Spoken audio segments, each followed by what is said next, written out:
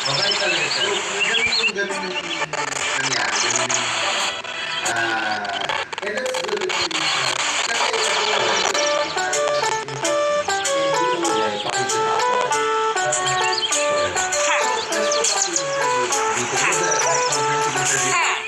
Everyone check it out. It's a really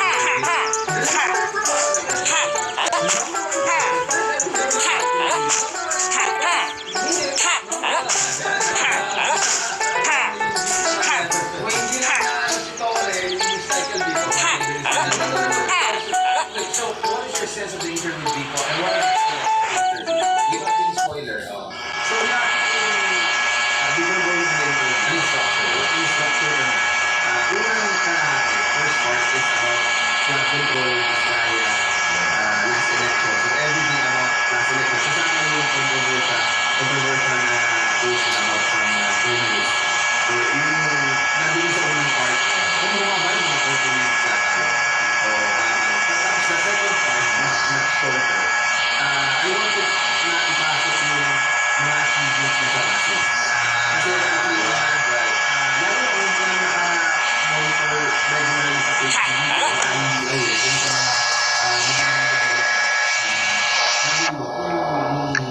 good governance na ginagawa niya sa PASO.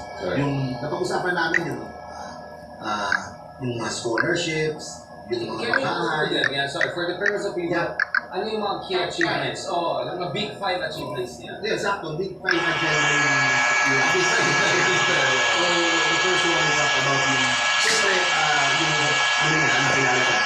Transparency, bidding, yung budget, lumaki yung budget, so 10 billion, 20 plus billion. Fascinating sa voter. Hindi siya ganun ka-direction na. Mas efficiency lang yun. And tsaka yun, matipid sa procurement. Naging program. Hindi na nakakala. So, nandun yung maganda.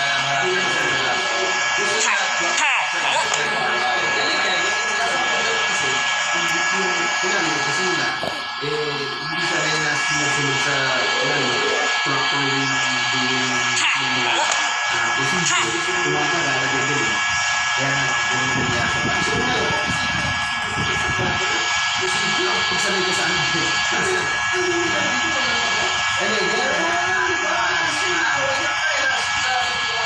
Hindi madaling ganun kadaling i-ano yung So, what is yung sa budget? The second one I asked is yung sa healthcare.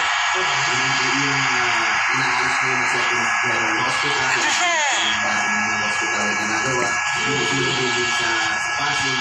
So, yun, explain na yun.